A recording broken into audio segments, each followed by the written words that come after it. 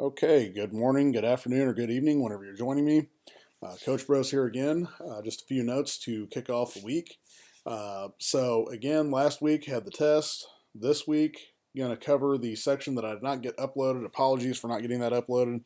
Again, did not have a voice to do this with earlier this week and felt that we could just go ahead and postpone it another week and it would still keep us on schedule for the class. But anyway, in terms of things you need to know for this upcoming week, we are covering the Texas Revolution to start off with, and then we are also going to cover, and again, a little bit of a break from the timeline of U.S. history, but we are going to cover some stuff on slavery so that way you have background knowledge on that. So, anyway, kicking things off with the Texas Revolution and some events you may have heard of, not realize where they fit in the American timeline or the significance of them, but obviously, Texas, very sizable state, very important state politically now. But what you need to know about Texas, originally it was part of Mexico, and Mexico won its independence from Spain in 1821. Again, they were settled, or not settled, sorry, making up words tonight. They were colonized by Spain beginning in the 1500s and wound up obtaining their independence from Spain in 1821. Now, because they do hold the land of Texas, they called on American families to move to Texas and become Mexicanized. And these people went down there looking for cheap land, trying to find various things that perhaps they couldn't find within the United States. So they do settle in Texas in pretty sizable amounts. But the people of Mexico, especially the Mexican government, detested people hanging on to American values and resisting their mandates to become Mexicanized. Okay, now the original territorial governor, or one of the leaders of Texas, I should say, was Stephen F. Austin. He is going to travel to speak to the Mexican dictator, Santa Anna, but he is going to be thrown in jail on charges of trying to incite insurrection in Texas. He actually is held in jail for over a year as a result of this, and whenever he does go back to Texas, he is going to run for, quote unquote, president of Texas. Whenever they were originally a republic. But anyway, Santa Anna, once Stephen F. Austin is in jail, is going to raise an army to go to Texas and put down any rebellion, any chance that the people of Texas may try to break off and form their own country, or possibly even join the United States. So, Texas declared itself independent from Mexico in 1836. They do become a republic. Sam Houston won an election over Stephen F. Austin to become the president of Texas. Okay, now, once they have declared independence, there was a very large army of Mexico and a very brutal Mexican dictator named Santa Anna, who I talked about in the previous slide through Stephen F. Austin in jail. He is going to march into Texas to reclaim that territory. Okay, now, the ultimate battle that you need to know about, and the ultimate battle that takes place during this, you probably have heard of, and that is the Battle of the Alamo. This is where Mexican troops clashed with Texas rebels in San Antonio, or I guess it was near San Antonio at that point in time, at this mission known as the Alamo. The building is still standing. It is in downtown San Antonio now. But what all happened at the Alamo, it was a 13-day siege, and there were only 100 Texans fighting 1,500 Mexicans. Now, the reason why this goes down in American history is because of the brutality of what happened to those 100 Texans. Every single one of them did get killed, with the exception of, I think one managed to run away. I may be mistaken on that. But anyway, even those that tried to surrender were shot. Okay, now, the Texans initially repelled the Mexicans twice, but on the third assault that the Mexicans made on the Alamo mission, they are overrun and subjected to extremely brutal conditions. Matter of fact, I think it says here, and if not, I'll just tell you the story. Once it was pretty evident that they had killed everybody in the building, shooting continued for at least 15 minutes after Santa Anna ordered a ceasefire. Okay, so anyway, intense anger over the fact that these people had broken away from Mexico and tried to form their own country. Again, there were a few Texans that tried to surrender. They were brutally executed and shot. Several people died by cannon fire. Again, the Alamo, while it is still standing today, it still bears the scars of this battle.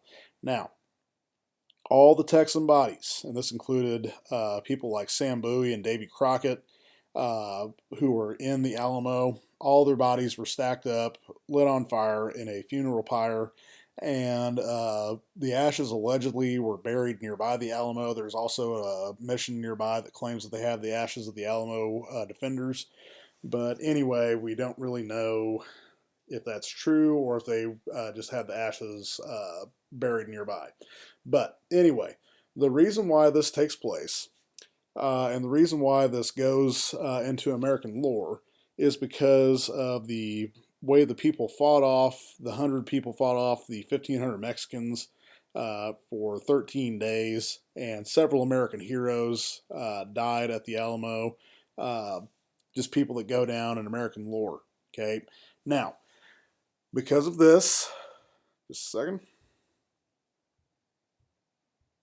Because of this and because of the brutality, people of America are going to say, you know, hey, our brothers and sisters went down to Texas in order to start a new life, and they were brutally murdered. So a lot of people decided they were going to join the Texas military and try to destroy Mexico. Okay, so anyway, what is going to go on after that is a series of battles that are going to culminate with the Battle of San Jacinto. Okay, Americans were able to defeat Mexico at that battle. Santa Anna was Santa Anna was forced to sign a treaty recognizing that Texas was free and independent and established a border of Mexico and Texas at the Rio Grande River. Okay, Mexican troops were to be withdrawn from Texas, and essentially they are going to be not left alone because Santa Anna is going to try to take them over once again. But anyway, Texas did try to join the United States, but the Northerners didn't want them because they allowed slaves in this Republic of Texas. Okay, so Texas essentially from 1836 to 1845 is its own independent republic until the United States annexed Texas in 1845. Okay, now Mexico complained that the United States violated their pledge to remain neutral because so many people did go down to Texas to try to defend and avenge the fighting that happened down there. But anyway, because the Americans had violated this, there were some intense tensions, okay, between Mexico and the United States. That fight, once again, after we annexed Texas in 1845, there's going to be another fight break out. This one's going to result in a broader war called the Mexican-American War. Okay, so this is going to lead us into a second part of this where we talk about how the land that the United States, you know, now consists of the United States, how we get this land. A lot of it's going to come in 1845 with the Mexican cession. Okay, now what this refers to is whenever Texas, Arizona, New Mexico, California, part of Colorado, and part of the Oregon country are all going to become part of the United States. Okay, so what you need to know about this early part of Western United States history, this is typically whenever the West that you think of, we start to get that land. But this is not cowboy and Native American fighting West with Clint Eastwood and John Wayne. This is very early on. Okay, that history that you probably are a little more familiar with Jesse James, and of course Jesse James didn't go out too far west. He was mostly centered around this area. But anyway, that's part of the 1870s and 1890s. This is more 1840s and 1860s. Okay, now what you need to know about this time period and what you need to know about this land, the land is considered to be the most American part of America because people from all regions came there to settle. It's not necessarily the melting pot, but immigrants do flock out west. And there's a bit of an aspect of danger whenever you decide to go west, really pulling yourself up by your bootstraps and trying to get out there to build this better life. Okay, most settlers did have a very short life whenever they got out there because of the amount of disease and the amount of dangers that you faced out there, along with the fact that you're basically starting from scratch and there's no just running over to the store to get something. Whatever you brought with you is what you have. Okay, and if you ever played Oregon Trail, again, that's not necessarily an accurate portrayal, but still pretty fun, I guess, for lack of a better term, portrayal of what it was like to go out west. Okay, now Despite the fact that this is seen as like a grand period of American history, they do ruin the lands and destroy ecosystems that have been in place for thousands of years and eventually set everything up to lead to the Dust Bowl in the 1930s. Okay, now, main things that happen. There's going to be soil exhaustion from planting too much tobacco. Okay, tobacco depletes the soil, takes a lot of nutrients out of it, and crop rotation was something that was somewhat new at this point in time. But anyway, they do this and then they wind up planting grain because it is extremely valuable out there, and that is going to further deplete the soil. Okay, there's also going to be an extreme hunting of buffalo that is almost going to drive the buffalo to extinction once the 1880s start, and once people start going out west in droves and have more accurate rifles that you can load more than one cartridge at a time in. Okay, you're also going to see people start to practice something called prairie burning, where there's burned lands for cattle pastures. Basically, they burned off all the impurities on the land, like weeds, things like that that were growing, so that way fresh grass would grow back and cattle would have something to eat. Okay, now this practice, especially around here in Missouri and the Ozarks, that actually lasts up until the 1970s in most cases, whenever they finally get people to realize, hey, this is causing massive forest fires and really not great for the environment. But it's a practice that dates back to, I believe, Ireland or Scotland, where they had done this, and eventually it does make its way over here to the United States.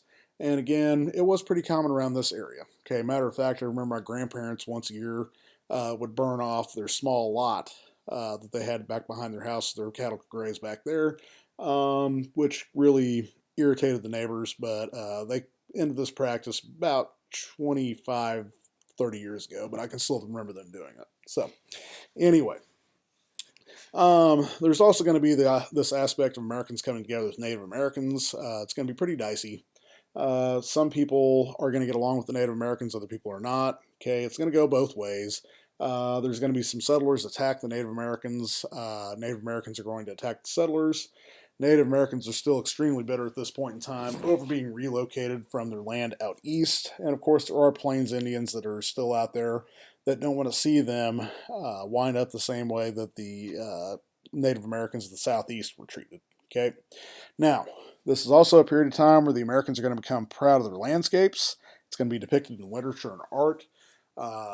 Again, not necessarily cowboy culture that's depicted in several books and film and all that, but if you look at landscapes and paintings of the era, a lot of people are not obsessed with the mountains, but they like to paint several sunsets, prairies, things of that sort. And it's very American or typical American art if you're into that sort of thing.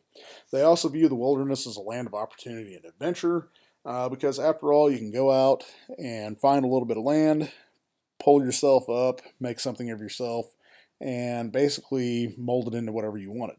Okay, now, also at this point in time, you have a population doubling in the United States every 25 years by 1840. You got to have some place to send that entire population because the East Coast is extremely packed at this point in time, still is extremely packed, but there's a lot of farmland that's running out in the East, and you have more and more people coming in that want to see the opportunity to buy their own land because they couldn't do it in Europe. The West is going to open that up. Okay, and we'll talk more about in the 1860s how they open up even more land. Now, land is plentiful out west at this point in time. It's not cheap yet. Okay, it's going to require you to basically think about a plot of land that you have never seen that is sometimes thousands of miles away. You take out a loan to get there, you get out there, and all of a sudden you're subjected to 110-degree heat. Your land bursts into flames at the drop of a hat in the dry summer, and you've got tornadoes and various other storms coming through. So a lot of people just decided to pack up and go home. Okay, but anyway, other people decided that, hey, this is a land of opportunity.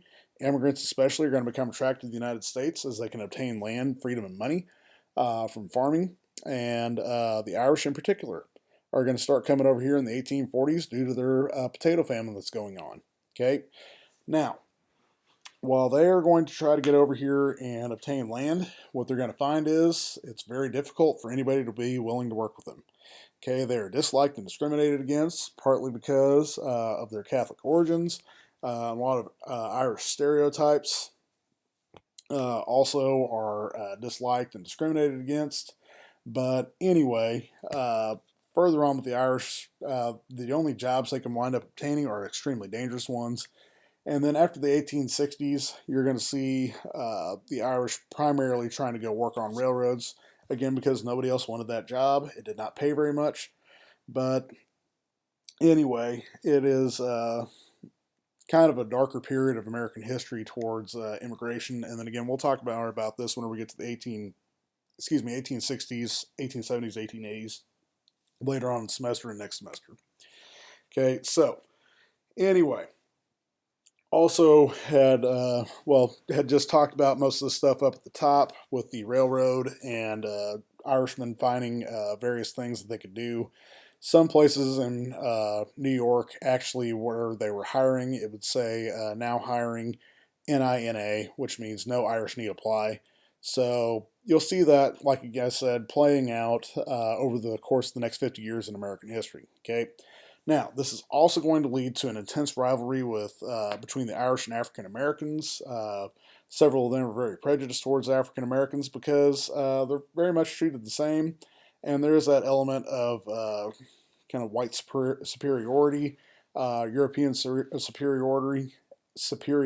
Sorry, can't talk right now.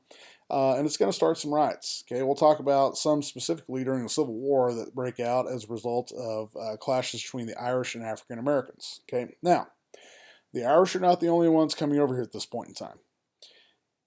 The Germans are also going to wind up coming over here, and again, the Germans have several customs that the Americans kind of frown upon.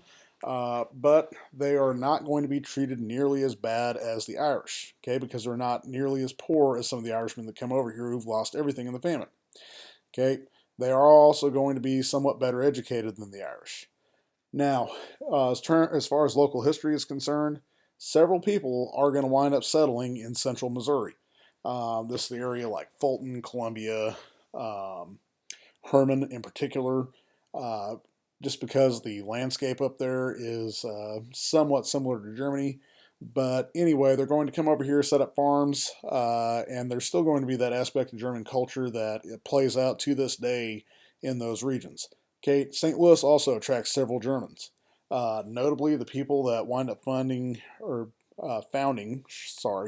Anheuser-Busch in St. Louis are going to have German origins and bring that culture over here to the United States. Okay, now, Americans are not going to take too kindly to Germans coming over here because they kept their language and their customs. And this is going to play a role in discrimination all the way up till World War I. Okay, but again, it's not nearly as extreme as it is with the Irish. Okay, but it is going to play a role in something that we call nativism. Okay, this is different than nationalism. Nationalism, again, is pride in your country. Nativism is where you give preference to somebody who is native born to a country over somebody who is from a different country or different region. Okay, now the Americans who were discriminated against, not Americans who were discriminated against, Americans who discriminated against non-Americans felt that the immigrants threatened their way of life. Okay, mentioned that these immigrants don't want to give up customs and cultures, and several places adopt them and start celebrating certain holidays. The Americans feel threatened that their way of life is going to collapse as a result of this. Okay, they also fear that these people can come in droves and start voting in their own candidates as opposed to the American candidates, and so they don't really want to give them the opportunity to vote. Okay, they also detested immigrants getting jobs that could have gone to white Americans and getting jobs over those white Americans. And so these nativists are going to demand that there be a limit on immigration and naturalization. Okay, now this is going to be something that, even there are roots of this to this day that still form debates. But anyway, there is going to be several incidents of mass violence that's going to wind up killing several people and injuring hundreds. There's going to be churches burned, cities raided, just mass amounts of fighting over the fact that The culture of America is changing. Some people did not like that. Other people embraced it. But, in the wake of the War of 1812, whenever this wave of nationalism was sweeping through the country, the nativist movement forms out of that. And this is not, like I said, it's not just pride in your country. This is discrimination against others just because they aren't from here. Okay, so what they fail to see is that immigrants actually help the U.S. economy and do help to shape the future. Okay, it also helps form a very unique culture in the United States, which, U.S. culture is a blend of just about everywhere you can think of. Okay, so yes, we do have some things that we celebrate on our own, but anyway, a lot of the stuff that we do celebrate has some roots in other countries, and we do something very similar to what they do. Okay, so anyway, back to in terms of settling the land, there's this concept known as manifest destiny. Manifest destiny began in the 1830s and it really expanded in the 1870s. But since it has origins back in the 1830s, that's why we're putting it on the timeline here. Okay, now, Andrew Jackson, who was president whenever this begins, declared that Americans needed to extend their area of freedom and felt that we had this opportunity and this goal to expand American populations from the east coast of the United States all the way to the Pacific Ocean on the west coast. Okay, John Quincy Adams, who doesn't get along with Andrew Jackson on much, is actually going to second this and say that this promotes pride in the country. Okay, remember, John Quincy Adams is big on trying to build that nationalistic pride. Okay, now, this is going to be used in order to justify the acquisition of Texas, as well as the lands acquired from the Mexican-American War in 1848.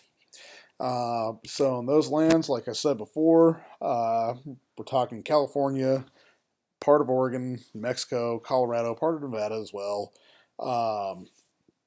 and then Texas, New Mexico, and Arizona. Okay, so anyway, I mentioned Oregon. Okay, several people or several countries laid claim to Oregon at this point in time. The United States, Spain, Russia, Britain in particular claimed Oregon. But what you're going to find typically, Americans, people from the United States, are going to settle south of the Columbia River, which runs along the border of present-day Washington and present-day Oregon. Which you've never have visited there. Absolutely beautiful country that attracted several settlers out in that region. So anyway, the British primarily are going to settle north of the Columbia River.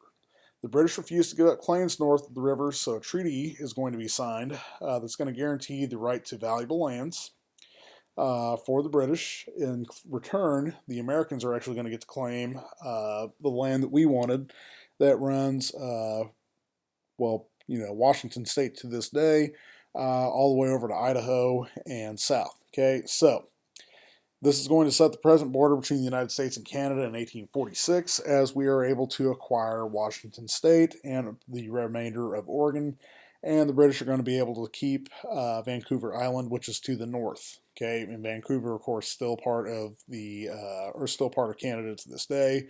This is not Vancouver, Washington, which lays on the Columbia River. This is further up north, like I said, in Canada. Okay, present-day Canada. Now, last but not least, talked a little bit mentioned a little bit about this Mexican-American War. Again, in terms of wars we fought, this one's pretty brutal, but and this is one is going to be fought on American soil as well.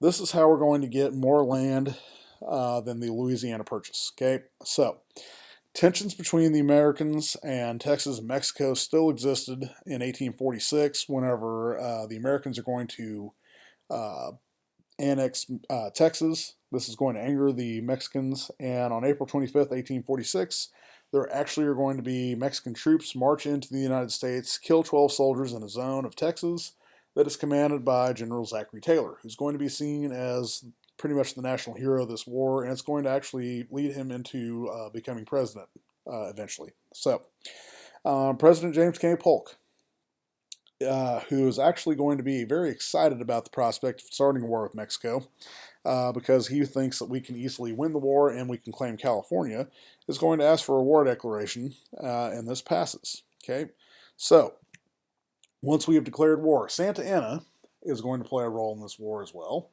Um, excuse me. Santa Anna is actually going to be in exile at this point in time in Cuba. And we are going to allow him to be released from Cuba so that way he can go take back power and then give us the land that we want. Well, Santa Anna actually betrayed us, and he's going to help rally Mexican troops to keep fighting, which is going to result in us exiling him again once we win this thing. But anyway, after he betrays us, there's going to be fighting take place in California, where most of the fighting took place, and in other regions of the Southwest. Okay. General Zachary Taylor, who is nicknamed Old Rough and Ready, is going to become, like I said, the war's hero after his 5,000 troops attacked 20,000 Mexican troops at Buena Vista, California, and they're going to win the battle. Okay, once they win the battle, there's going to be a treaty negotiated. And, well, sorry, I should mention this as well. We had another general named Winifred Scott, who is going to take territory all the way down to Mexico City in Mexico. We did relinquish this back to the Mexicans in return for the land that we actually wanted. But this is going to help force a treaty that ends the war. And what's going to happen is we're going to send in a negotiator named Nicholas P. Trist to negotiate. Okay. Now, this was supposed to be a quick end to this war, very brief war, but pretty violent war as well. But Nicholas P. Trist, actually not the greatest negotiator in the world. Okay. He is going to negotiate the Treaty of Guadalupe Hidalgo in 1848, which is going to officially confirm that Texas belongs to the United States, give us California, Nevada, Utah, Arizona, part of New Mexico, part of Colorado as well. But, as I said before, we had conquered a lot of land all the way down to Mexico City, and then we wind up paying $15 million. Sorry, not sure why headlines are popping up here. We are going to pay $15 million to Mexico and give loans to Mexico, which a lot of people have issue with. Okay, that's why they say Nicholas P. Trist actually was not the greatest negotiator in the world. But anyway, this whole thing is going to be called the Mexican Cession of 1848. It is going to establish our southern border as it is in our current form, especially after we purchase a small strip of land called the Gadsden land, and I believe it's just west of El Paso, Texas, part of southern New Mexico. But we purchased a small strip of land for $10 million in 1850. Sorry. Not sure what just happened to my PowerPoint.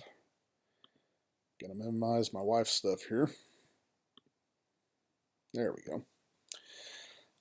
So, anyway, the reason why this war is significant is because the United States gained more land than the Louisiana Purchase gave us, and this is also going to give us experience for future officers in the military. They're going to get that experience necessary for the American Civil War. And like I said, we're going to have a general that is going to rise to the presidency out of this war.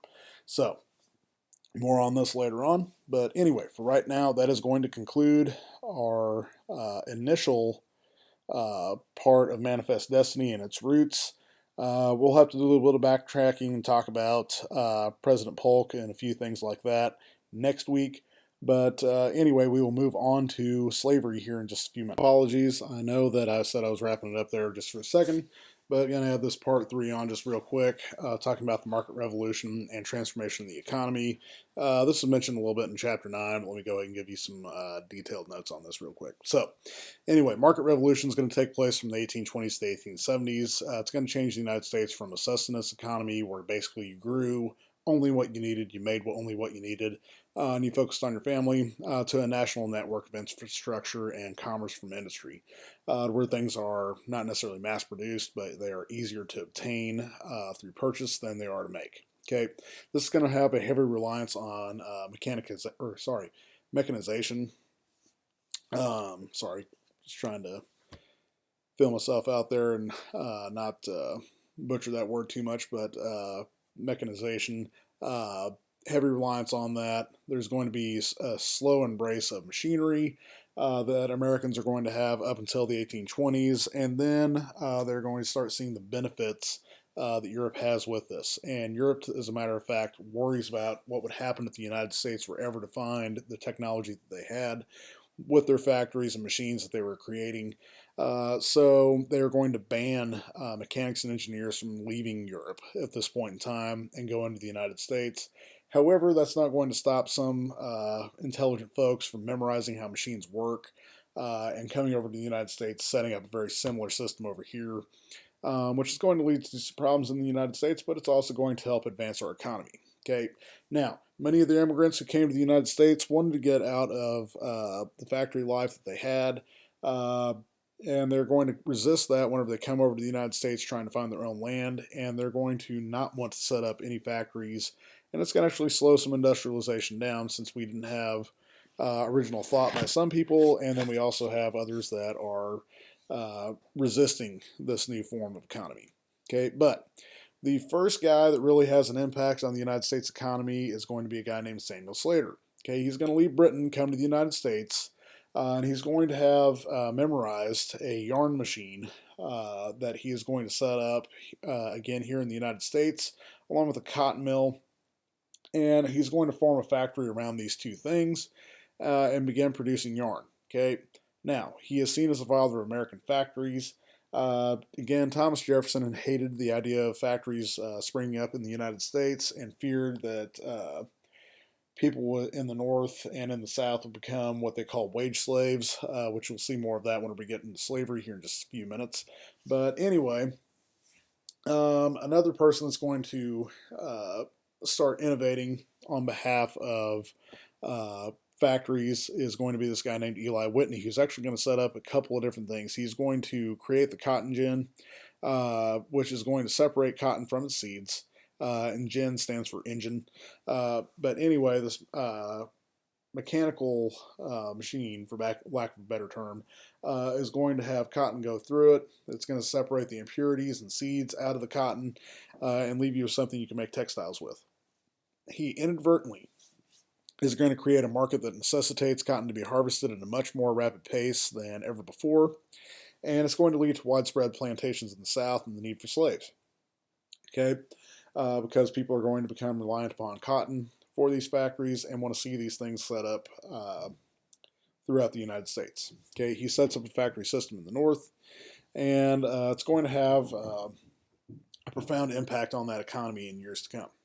Now, there's going to be American pride in manufacturing. People want to buy and sell American products.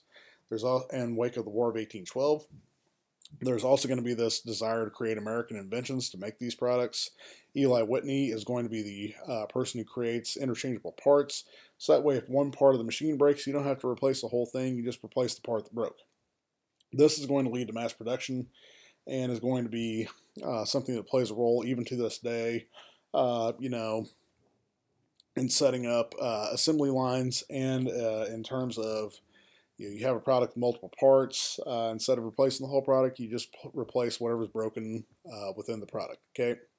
Now, it really is going to take until the 1850s for that to take off, but whenever it does, it's going to grow the American economy even more. Okay. Now, another inventor, Elias Howe, is going to invent a sewing machine in 1846. It's not perfect. It still gets the job done. It still is able to make textiles at a much more rapid pace than ever before. However, Isaac Singer is going to take that design, he's going to perfect it, and he's going to set up factories with his new sewing machine just to make clothing. And this is going to be ready-made clothing. Instead of you making your clothes at home, you're going to have ready-made clothes in the store where you can go buy and sell these.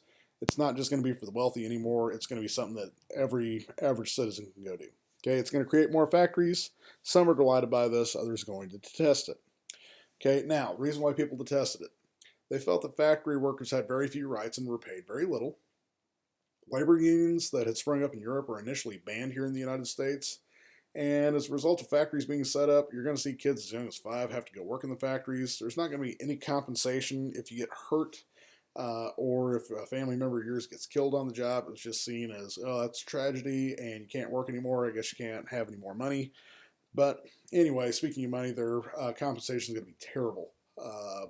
Like I said, up at the top, they work for very little. In terms of a living wage, you just could not afford not to have multiple members of your family work in a factory and expect to live here in the United States comfortably. Okay. Now, the workday is initially going to be unlimited until Martin Van Buren is going to cap the workday at 10 hours a day in 1840. That's later going to be reduced under Theodore Roosevelt to 8 hours a day. But obviously changes are going to come later on where that can be flexible. So further rights are going to come after unions are permitted to operate thanks to Commonwealth v. Hunt at the Supreme Court, as long as they're peaceful. The labor union, I guess, debate is going to really take off in the 1880s, but it has its roots back here in the 1840s. Okay, now, other things that are going to transform the economy. The steam engine.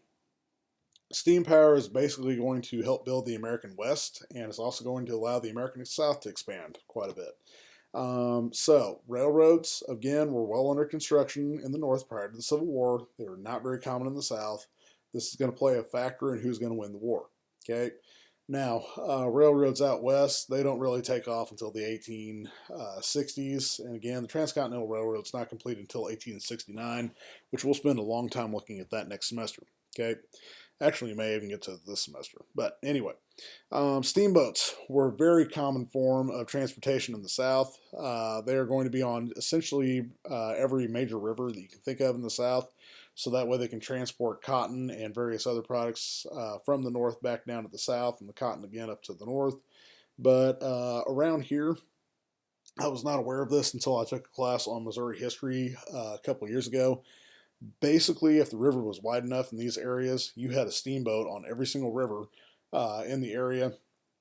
And a lot of these rivers would have connecting lanes, I guess, up to St. Louis. To that way, things could be shipped out here in lieu of railroads. Okay, now, prior to the Civil War, like I said, every river in Missouri is going to have the steam service, and it's going to essentially end whenever the railroad comes in, because railroad's a little more convenient and goes directly to multiple towns. Okay, both these types of vehicles are going to play a prominent role in the Civil War. Railroads are going to become superior because, like I said, you can build it pretty quickly. You can get multiple things from the north to the south, and you don't have to rely upon the waterway in order to build that steamship. So, anyway, moving on from there, we are now going to get into the part that I talked about with slavery. More on that here in just a second. So, see you here in just a bit.